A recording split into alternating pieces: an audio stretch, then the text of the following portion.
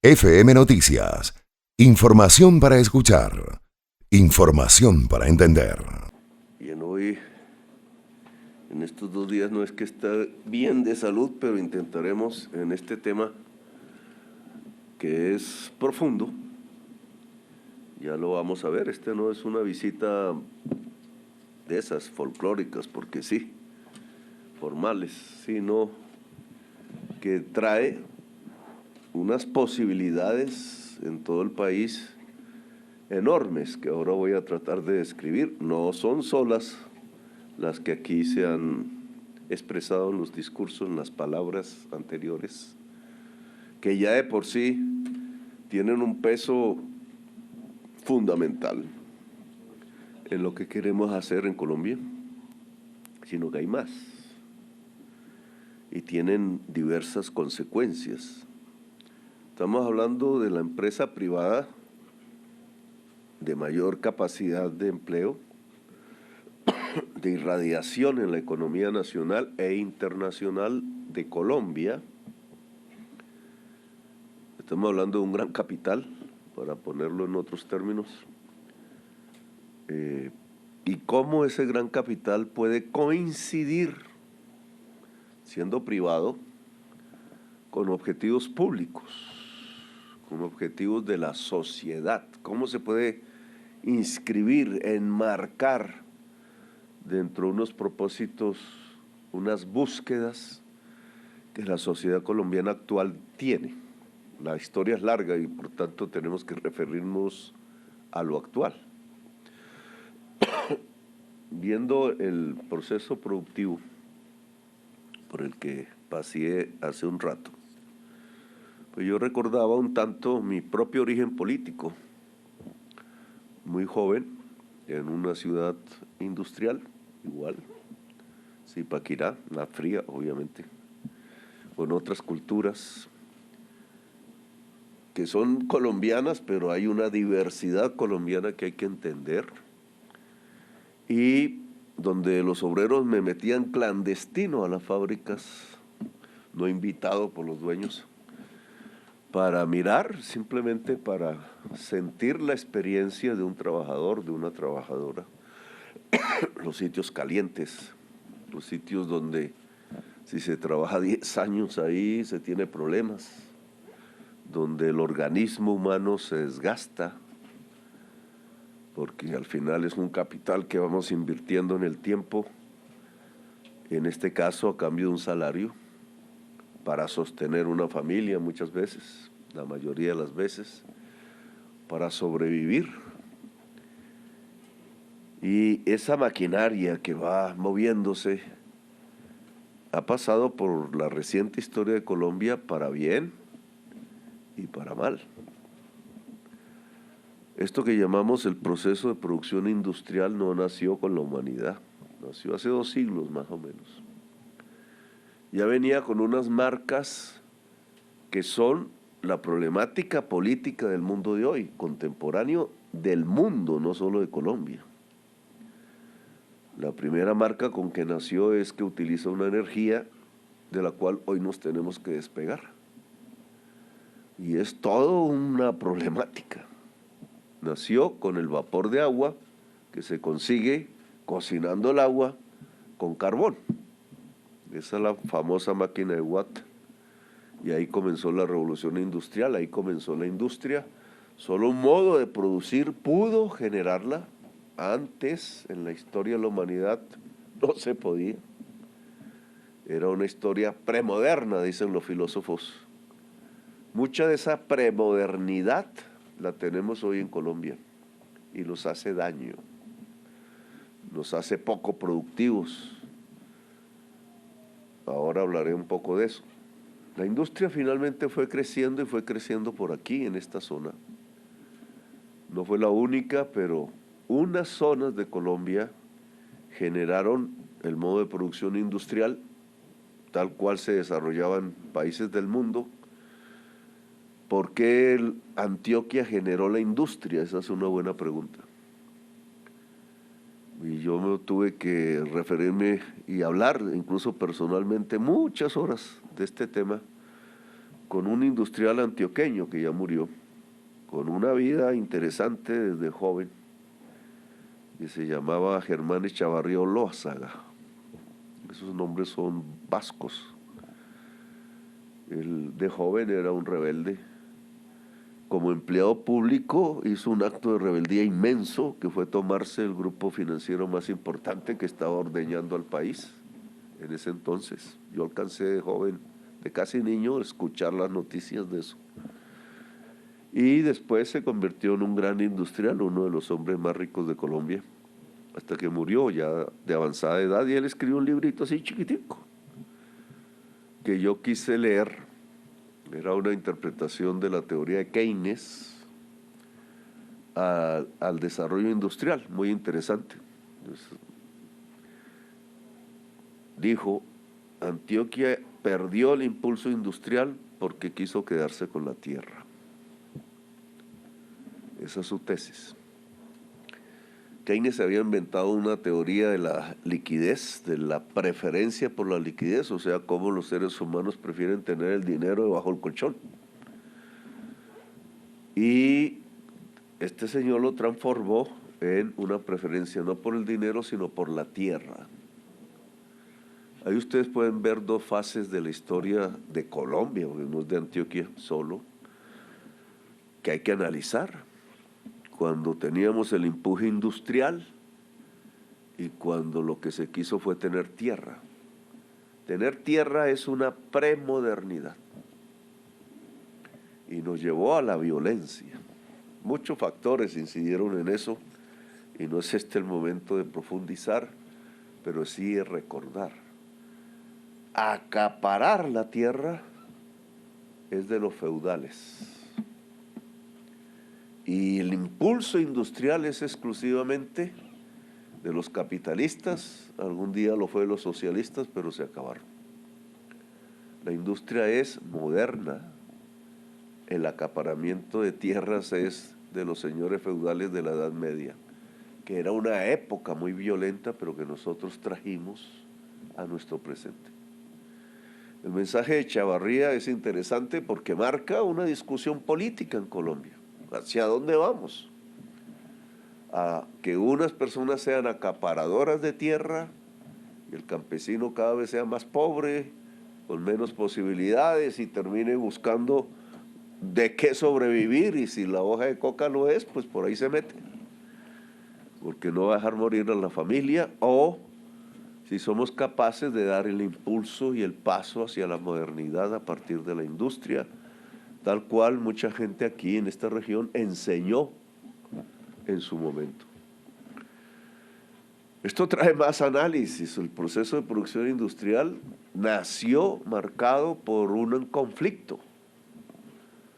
No es una máquina, son unos seres humanos que se relacionan frente a la máquina en diferentes posiciones. Desde el inicio, las posiciones iban contra la gente que trabajaba. Usaban niños, niñas de 10 años, de 9 años. Los libros de Charles Dickens muestra eso en Inglaterra. Usaban jornadas de 12 horas, casi que al límite orgánico de la persona. Ahí estallaron conflictos inmensos a finales del siglo XIX, principios del XX en Europa, después en Estados Unidos y por donde la industria iba. Eso hizo estallar la Primera y la Segunda Guerra Mundial. En la segunda murieron 50 millones de personas. Estamos hablando de la historia de verdad. Y arranca en ese mundo de la producción. ¿Quién lo dijera? En esa vida cotidiana donde se encuentran en los pasillos unos y otros, unas y otras. La humanidad aprendió después de tanto conflicto de prácticamente mirarse como enemigos, una posibilidad para el desarrollo de la industria. Surgió en Europa y en Estados Unidos. Fue un pacto después de la Segunda Guerra Mundial. Bueno, ¿y por qué los beneficios no se distribuyen entre trabajadores y propietarios? y no solamente con propietarios. ¿Por qué el mundo trabajador no adquiere un nivel de vida mejor en las ciudades europeas y norteamericanas? Eso se transformó en política, en movimientos políticos. Si antaño era prácticamente casi acudir a la revolución, después se volvió a hacer pactos a través de formaciones políticas que representaban a obreros y a empresarios y encontrarse. ¿Puede el incremento de la productividad beneficiar a unos y a otros? Y la respuesta fue sí. Y entonces vimos después de la Segunda Guerra Mundial cómo florecían unas sociedades, se desarrollaban, sus niveles de vida alcanzaban, eran envidiables para nosotros, los europeos, los norteamericanos, cómo se enriquecieron. Y después otras sociedades empezaron a imitarlo, etcétera. Nosotros nos fuimos quedando en el camino porque coincidió con que preferimos acaparar la tierra. Y ahora hay que resolver ese punto. Lo que ha planteado el gobierno nacional es la reforma laboral. Eso sale del proceso de producción. La reforma laboral es que el mundo del trabajo, tal cual, en los países más desarrollados por su industria, pueda dar un paso hacia adelante, que se tenga más estabilidad, que se tenga mejor salario, que se tenga una mejor jornada. ¿Eso perjudica a la empresa o no? Es la discusión de hoy. Algunas personas acostumbradas a la esclavitud, en Colombia hay 400.000 esclavos, ¿quién lo dijera? La mayoría mujeres, acostumbrados a que la ganancia nace de exprimir al trabajador, que es casi acercarlo a la condición de esclavitud, creen que así se progresa, así se enriquece y así crece la industria. Falso. El mundo ha demostrado lo contrario.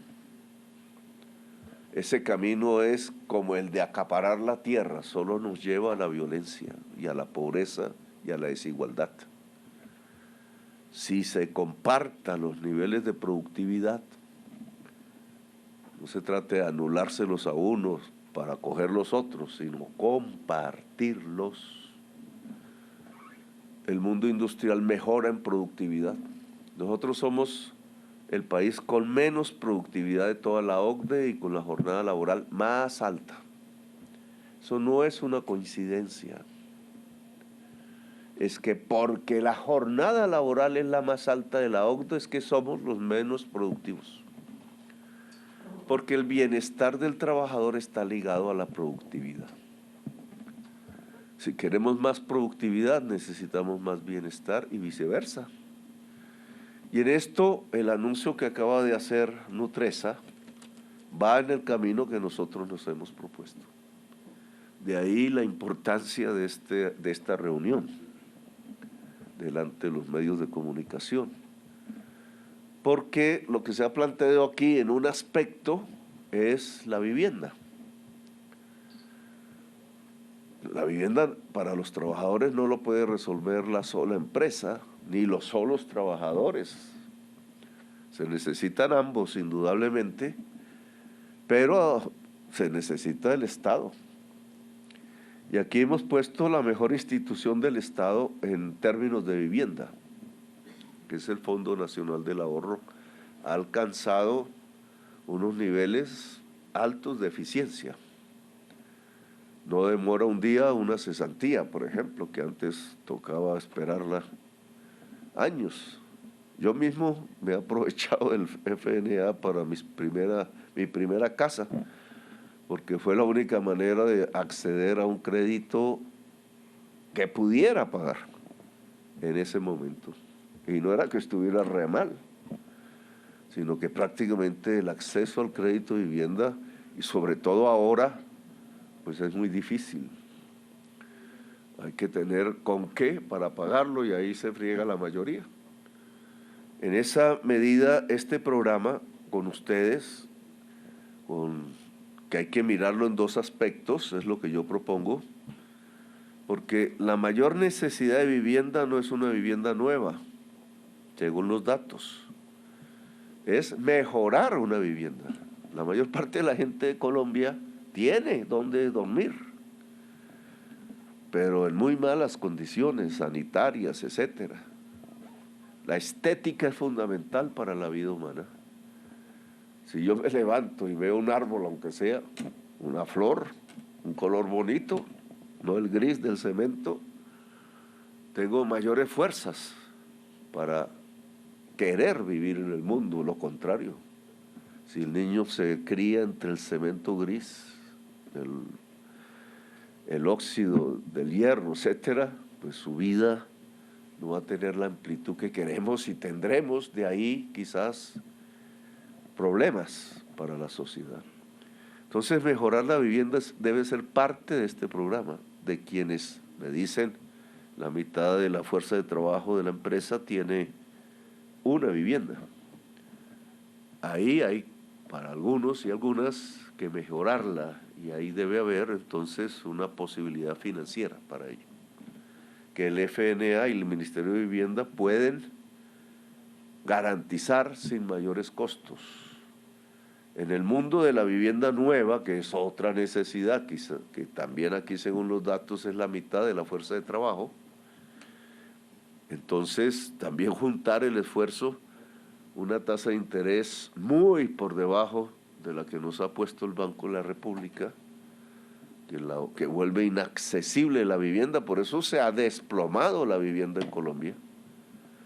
¿Quién compra una vivienda con una tasa de interés que puede ir entre 20 y 30%?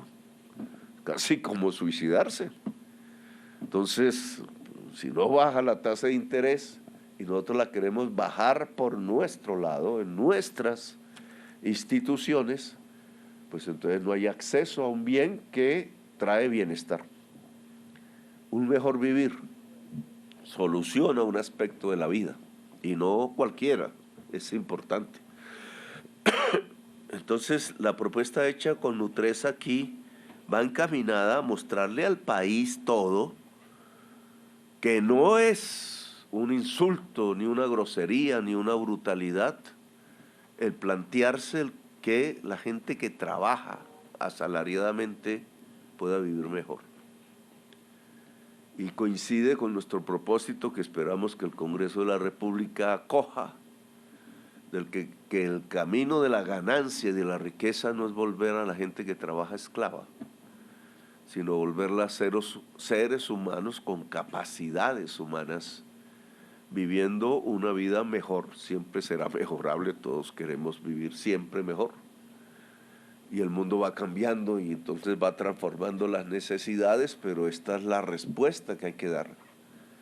Claro que nosotros queremos gente que trabaje más establemente, que no esté aterrorizada con que en un mes la van a echar. O gente que termina trabajando 12 horas, como los ingleses en el siglo XIX, casi al borde del colapso, porque creen que así es como el mundo se desarrolla, y esa es una gran mentira.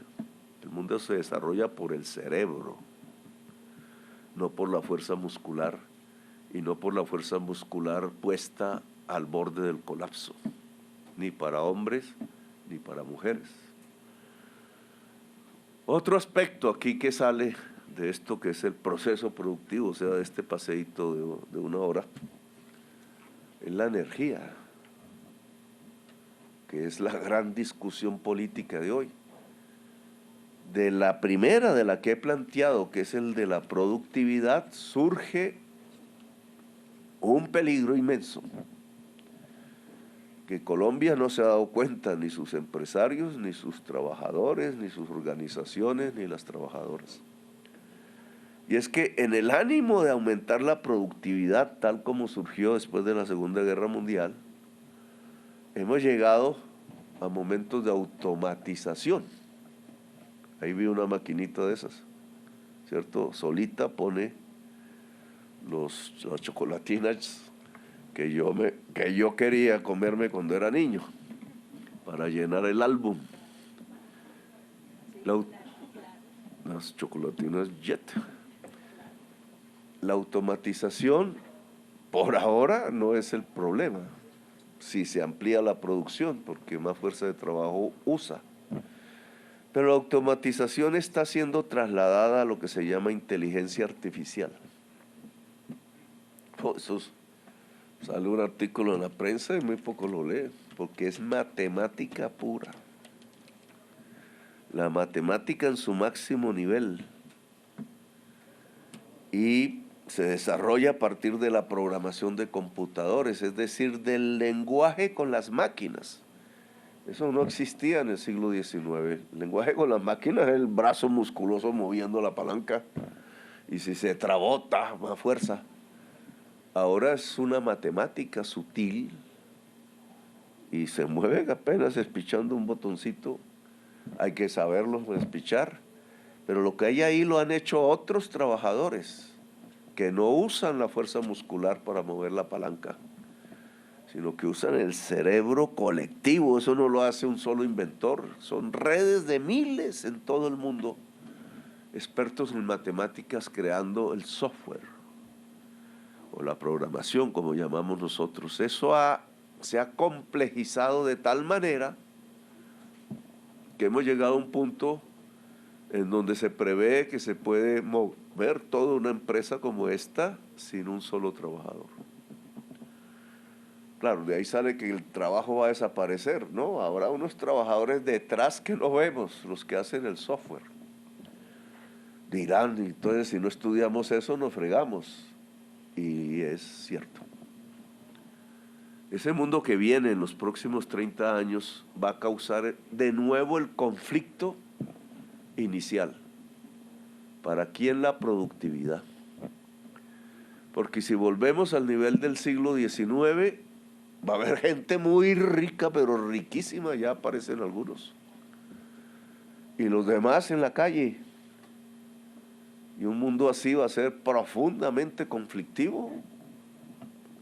La gente en la calle no se va a dejar y entonces van a meter el billete en los grandes aparatos represivos, etcétera. Un poco lo que vemos en Palestina es la vitrina de un nuevo mundo que no debemos dejar llegar. Esa es la discusión que se desata también de aquí. Fíjense todo cómo se pueden cruzar muchísimas cosas, porque uno de los propietarios de esta empresa son los árabes del desierto. Yo tenía mis temores. No es que la gente antigua dueña de esta empresa me quisiera mucho, pero sí tenía muchos temores de que se desnacionalizara la empresa. Había unas posibilidades que dependían de nosotros, el gobierno, por el conflicto que se había desatado. Y obviamente el conflicto iba a acabar con todo, porque en medio de la pelea, pues todo lo que se ha hecho se puede desaparecer. Yo preferí ayudar a acabar el conflicto entre empresarios. Pero eso implicaba el acceso a gente extranjera dentro de nosotros. Y no son los gringos, ni los ingleses, ni nada por el estilo, son los árabes del desierto.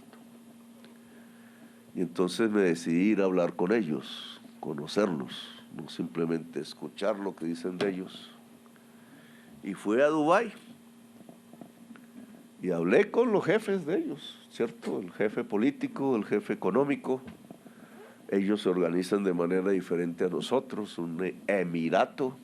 Son 2 millones de personas y están encima de una riqueza inmensa. Son riquísimos. Cada uno de ellos es un rico del mundo. El trabajo se los hacen. Ellos no trabajan, pero piensan.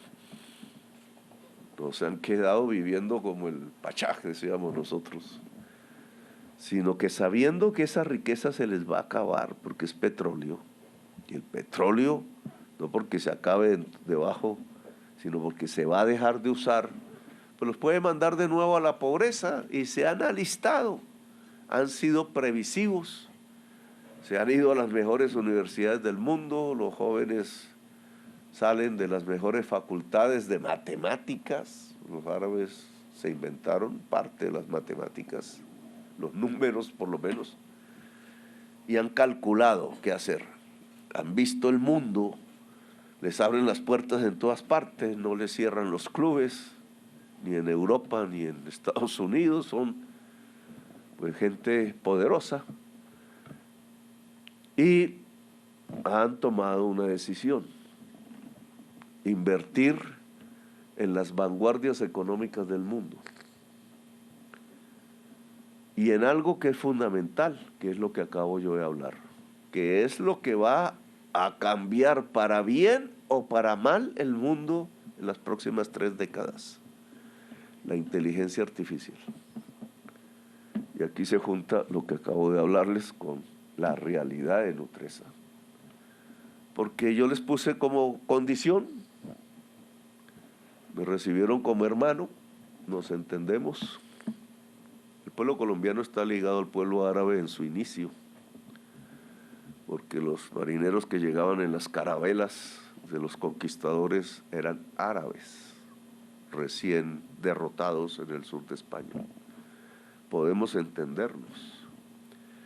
Y la condición fue: quiero que en Colombia se enseñe al máximo la inteligencia artificial, que nuestros jóvenes puedan saber de qué se trata eso para poder controlar eso, si no nos va a controlar y no vamos a tener forma de defendernos. Y quiero que aquí pase la inteligencia artificial a través de sus redes poderosas de energía limpia y de conocimiento. El data center que llama, de información. Ese es un compromiso. Yo quiero que mi amigo Gilinski ayude a que se cumpla, porque mis propios funcionarios no saben de qué estoy hablando. Y entonces ponen trabas, no saben cómo se negocia la inteligencia artificial hoy en el mundo. Y aquí tenemos un compromiso de nación, con su más y su menos, porque lo único que yo puedo decir es que si queremos controlar la inteligencia artificial, que no es humana, que se puede desarrollar ella misma y que en un primer momento está dedicada a reemplazar el mundo del trabajo para aumentar las ganancias y la productividad. Si queremos controlar eso, lo primero que tenemos que hacer es saber de eso, conocerla. Por eso están puestas las primeras piedras de las facultades de inteligencia artificial, en donde mejores son nuestros sistemas educativos, tratando de ahí saltar a este mundo del saber más elevado. Bueno, dentro de Nutresa está una parte de la solución, porque la condición para la entrada de los árabes es esta: el que Colombia pueda apropiarse de una vanguardia del conocimiento que puede determinar nuestra existencia. Quizás yo no alcance a verlo bien, pero el final de nuestras vidas va a ser eso. Y el de nuestros jóvenes y niños, pues ni digamos. El mundo del trabajo tiene que prepararse para eso. Sus sindicatos no pueden estar pensando en bobadas, como muchos sindicatos hoy hacen. ¿Quién le da un contrato? ¿Cómo intermedian un contrato? Un mundo ajeno a los intereses de la gente que trabaja, sino que tiene que meterse en estos cuentos, así sea difícil, pero toca. Sindicalistas cibernéticos, ojalá la mayoría sean mujeres. Y el mundo de la empresa ni se diga, porque si no maneja esto también va a salir de un solo escobazo, en un solo día puede salir de cualquier espacio de la producción, etc. Y el país, ni hablemos. Si somos vanguardia en América Latina, los brasileños quieren competir con nosotros, pues ese es el camino que tenemos que tomar, y ese es uno de los temas que aquí sale. Y finalmente, el de la economía ilícita. Me he extendido ya mucho, pero es que todo esto sale de aquí. Así fructífero es el encuentro y la reunión. que es nuestro problema colombiano. Este no es de todos los países, pero en nosotros ha cruzado el último medio siglo de una manera profunda y dramática. El narcotráfico está enfrentado a es una economía ilícita. Lo lícito y lo ilícito es un tema de la ley, en este caso la ley mundial. La tesis que nosotros sostenemos es que para salir de la violencia tenemos que pasar de la economía ilícita a la lícita. Esa es la tesis primera. Ese cambio de palabra se puede hacer de dos maneras. O lo ilícito se vuelve por la ley lícito, gran debate mundial. Nosotros ya estamos desaprovechando una oportunidad ahí con el cannabis. El cannabis hoy es un mercado lícito en el mundo, tiene múltiples posibilidades, no solo la distractiva, la recreativa que llaman, sino industriales, etcétera. Casi se parece al cacao, habría que comparar. Pero aquí, con el debido respeto al pensamiento político, yo le pongo ese nombre. La Godarria no quiere pasar de lo ilícito a lo lícito y resolver uno de nuestros problemas. Y estamos perdiendo una oportunidad, porque en todo Estados Unidos, en buena parte de Estados Unidos, podríamos estar aprovechando mercados y generando trabajo lícito en Colombia, procesos industriales, procesos de enriquecimiento de regiones específicas y de sociedades.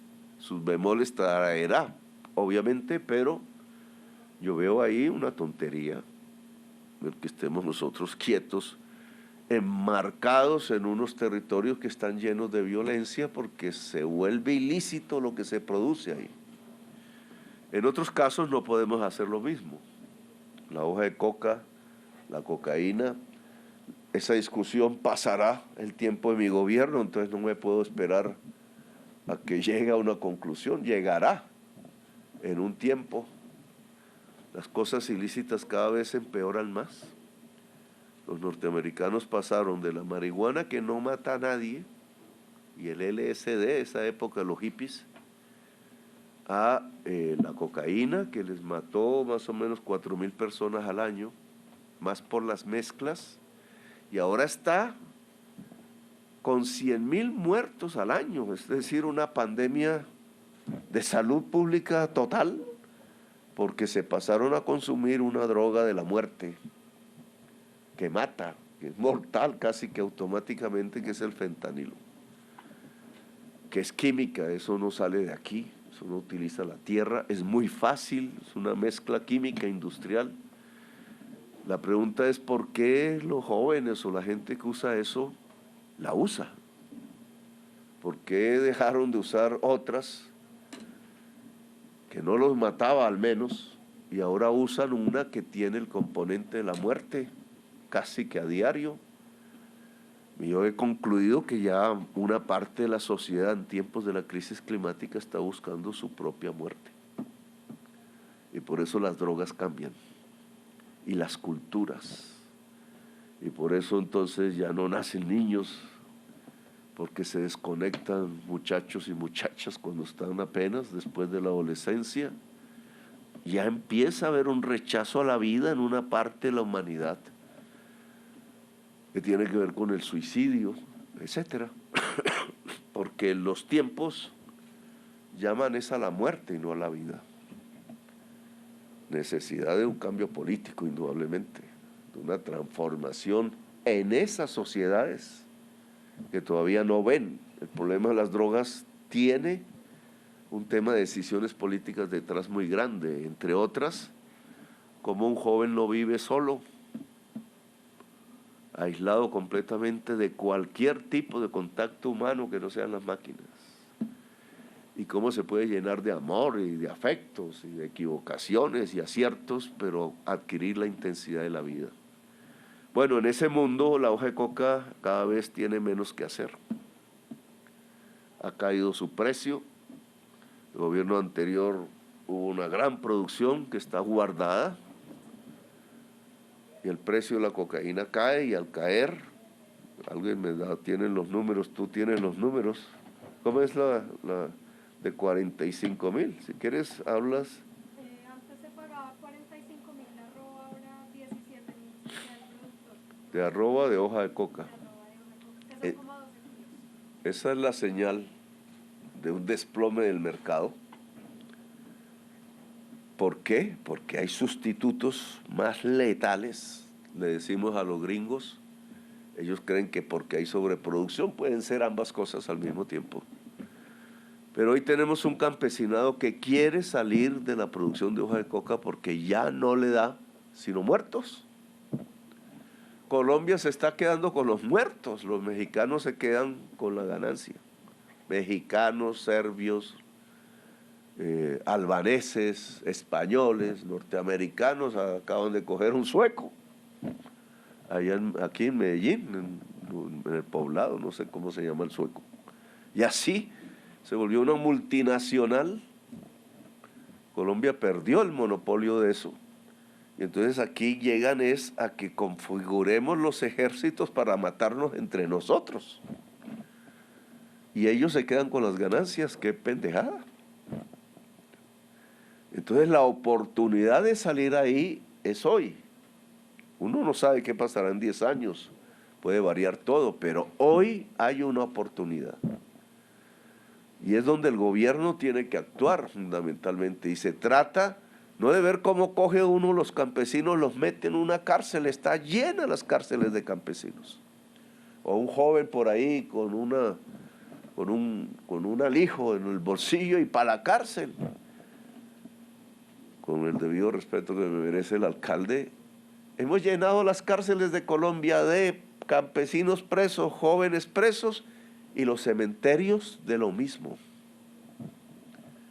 Y todavía hoy se grita que la solución es matar o encarcelar. Llevamos 50 años en eso. Hay 1 millón de latinoamericanos muertos en la guerra contra la droga, asesinados, 1 millón. La región más violenta del mundo. Y la mayoría son colombianos. Y queremos seguir por ahí. Pero nos vamos a acabar como sociedad. Nos vamos a extinguir, no vamos a tener ninguna oportunidad dentro de la humanidad, a menos que corrijamos. El problema no es cómo se encarcelan o cómo se matan, cómo se les echa veneno desde una avioneta. El problema es cómo los llevamos hacia una economía lícita. Y aquí hay un ejemplo concreto. No es el único. No podemos caer en un monocultivo tampoco, porque hay que poner los huevos en varias canastas. Pero aquí hay una oportunidad a este problema y lo acabamos de escuchar. 10 millones de árboles de cacao no es cualquier cosa. En las zonas cocaleras, la más grande es Tumaco, Nariño, el litoral nariñense. Está ganándole Putumayo. En Putumayo hay que sembrar en la selva. Y hay que pagar porque se siembre la selva para la humanidad. Y el segundo es Catatumbo. Y ojalá pudiéramos sacar a Arauca de la violencia a partir del cacao y su industrialización. Un punto aquí fundamental es que el campesinado, a través de sus asociaciones, sea también codueño de la industrialización del cacao en esos territorios. Es un tema que dejo planteado porque si no, no se compite con la rentabilidad de la pasta de coca. Y hay que ganarle. Eso se llama transformar un territorio. Si pasamos de una economía ilícita a una lícita, se transforma el territorio en lo productivo, pero no es suficiente. Tiene que aparecer el hospital, tiene que aparecer la carretera, tiene que aparecer la universidad. Si no, no hay posibilidades para transformar el territorio. Si las carreteras las concentramos aquí, por un tema de egoísmo, y no las llevamos a donde hoy se está librando incluso una guerra entre la vida y la muerte, pues dejamos sin transformar el territorio. Y eso tenemos que aprenderlo.